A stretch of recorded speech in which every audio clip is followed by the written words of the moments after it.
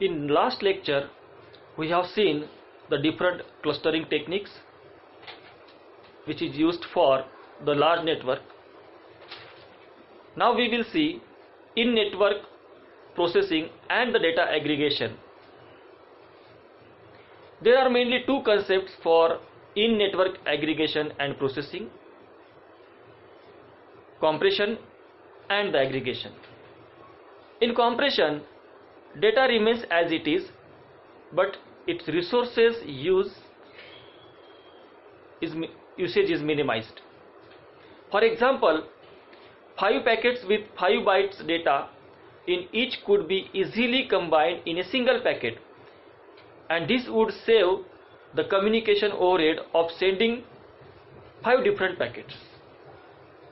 Whereas in aggregation, the data is somehow processed and only part of it sends to the sink.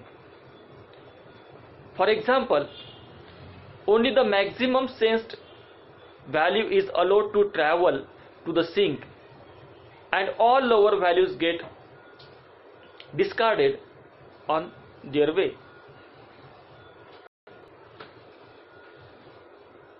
Now we will see the compression. The first choice for the compression is combining data from several packets into the single one. This concept can always be used and delivers very good results. However, it also relies more or less on the arrival of packets at the sink, and thus cannot be used for real-time applications. Let us see the example as shown in figure. On the left, you see a sample network where the data is routed with the help of routing protocol. Without compression, nodes 4, 7 and 10 would need to forward 2 packets every sampling period, their own packets and one from a child node. Node 5 would need to forward 3 packets and node 3 even 4 packets. This sum up to a total of 17 transmissions. If we simply combine the packets at each hop into a single one, each node would have to transfer only one packet, which sum up to only 9 transmissions, exactly as many as nodes exist in the network. As we know that transmissions are costly because each of them needs time to obtain the wireless medium and require not only the data to be transferred but also various protocol headers, control packets, acknowledgement and so on. By combining the data into single packets, you would save 47% of the transmissions. The only tricky part of this measure is how to synchronize the data and data packets so that the data packets are not delayed too much. The problem occurs most often when clocks of individual nodes starts to drift away from each other. Probably the most trivial method to implement this is to define a waiting period exactly as long as the sampling period. Thus, every node sends a single packet exactly after it has sampled its own sensors. Everything which has arrived between its last sampling period and now gets into the same single packets and out. This means that in the worst case scenario, packets from the previous sampling round from other nodes will be forwarded only in next sampling round.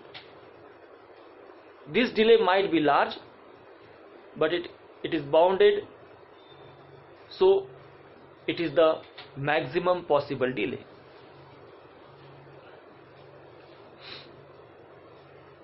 So whenever we are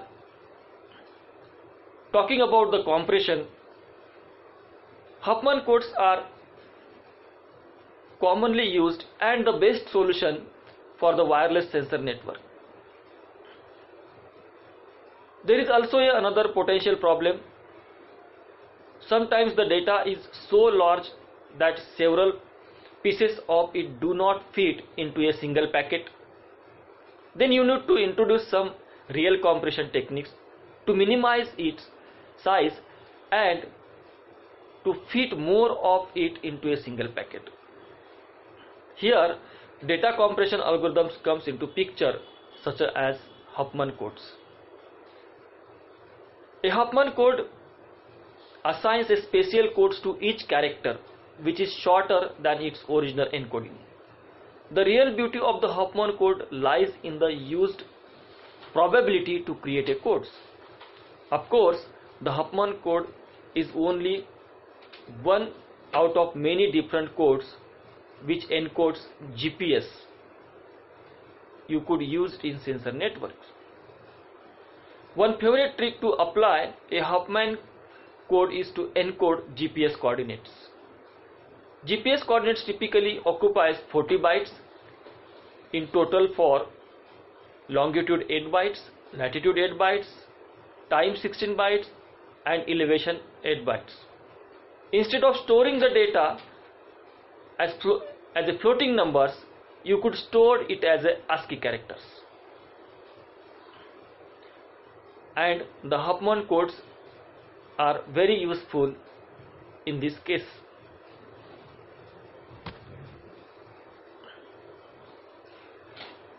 Now see the differential compression and the model prediction techniques which is used for compressing the data. Cutting unnecessary data leads to the issue of differential compression, which extract the new data compared to something already existing. This technique is widely used for transferring large files, synchronization services such as remote storage and so on. In sensor networks, a node can transfer first all of its available data to the sink. For example, its coordinates, current temperature, current humidity and etc. Then at every sampling period, it normally samples its sensor data, but it only reports to the sink if something may be even significantly changed. For example, a common concept is to have one sampling period, that is suppose 1 minute, and one minimum reporting period that may be up to 30 minutes. Then the node reports only if the sample data is different than the last reported one, or when the minimum reporting period is expired. In this way, the sink receives only a few data items, but it knows that the node is still alive. This type of compression is often used for a sensor network such as to disseminate new application code to all nodes. Whereas model prediction is very similar to differential compression but uses a more general concept of what the same data means. Here a model is built for the data which mirrors its normal fluctuation and changes. For example, a model of temperature data in a house mirrors. The fact is that it is normal for the temperature to fluctuation between 21 degrees Celsius to 23 degrees Celsius with the small steps of 0.5 degrees Celsius and over the time span of 5 minutes only. If the measured data differs from the model, the data needs to be sent to the sink. For example, when the temperature rise is too fast or when the minimum or maximum values are expected.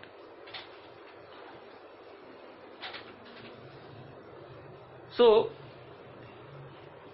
Here we have seen that how the compression techniques are useful in wireless sensor network.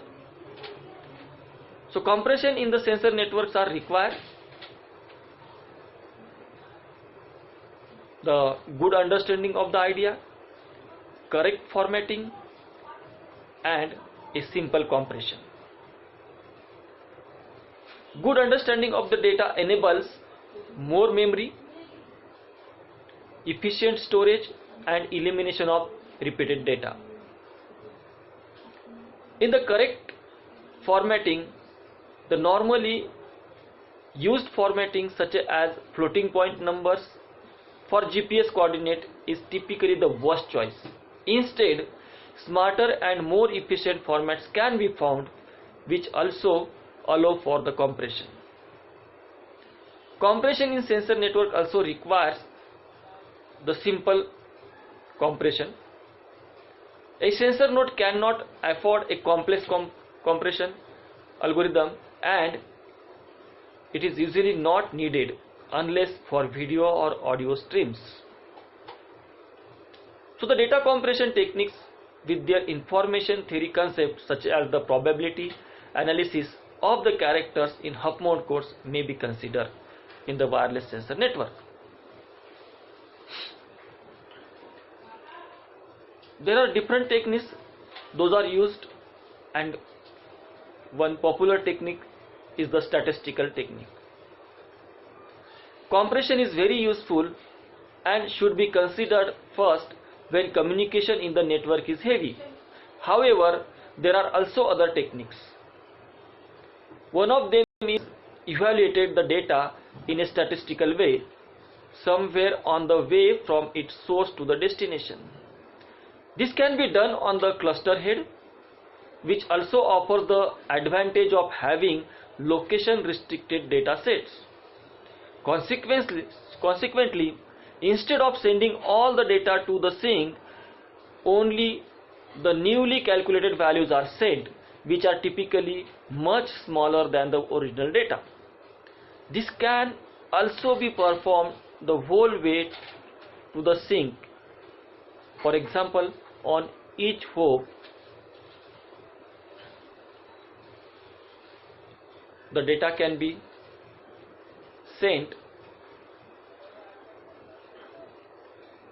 Statistical evaluation could be the computation of some statistical values of the voting complete data set, such as minimum, maximum, and mean. It can also be a voting agreement mechanism in which median of the data set is calculated, or it can be consensus approach in which individual nodes vote whether some event has occurred or not. While such an evaluation might seem very practical and efficient at first glance, it needs to be carefully evaluated before usage. In this figure, a single cluster of nodes with their cluster head is shown. The temperature is sensed at each node and transmitted to the cluster head. The cluster head can be calculate various statistics over the data such as minimum, maximum, mean, and median temperature sensed during the transmission. It can also report the different events. For example, if it is really hot at node number 9, or it can define a voting algorithm in which at least 2 nodes have to report a hot or burn event. In all these cases, the original data is lost and cannot be recovered at the sink. So, what does the hot event at node 9 mean? Perhaps it is faulty, or maybe the other nodes do not report a hot event because they are only slightly below the threshold for it. Perhaps node 9 is almost burning already.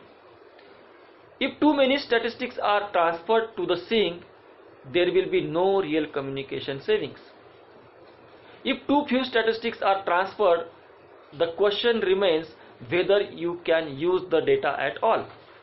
However, this does not mean that in-network aggregation is never good. There are certain applications which precisely define their events and what normal behavior is. For example, in structural monitoring, mechanical stress is measured, such as acceleration or vibration. High frequency data like acceleration is gathered at the node and need to be processed and compared to various thresholds. Then only the final event is transferred, or if the event is considered as an important event. Otherwise, there is no need to transfer the events. The full data can be sent to the sink as an exception in such a high frequency data domain. You have only two options in this case: either drastically reduce the data volume after sensing or sense less.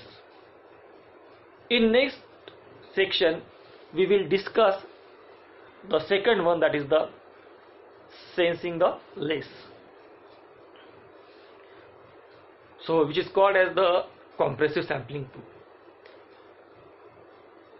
Instead of first sensing a large amount of data then trying to reduce it, it is much better to sense only as much as you can be transferred. But how do you know when something interesting is happening, such as an earthquake? This is the task of compressive sensing, to decide when to sense the data so that nothing interesting is missed. It is not only smarter to do it this way, but sometimes it is simply impossible to fit all the data on the sensor node, or sensing drains too much power on the node. Compressive sampling or the sensing is a research topic nowadays within the area of signal processing. With this type of compression, you cannot directly reconstruct the original signal, but its properties are preserved and the resulting smaller signal can be analyzed. Compressive sampling is a powerful approach to reduce the amount of produced data at its source. It is quite similar to compression techniques, but works before the data has been sampled.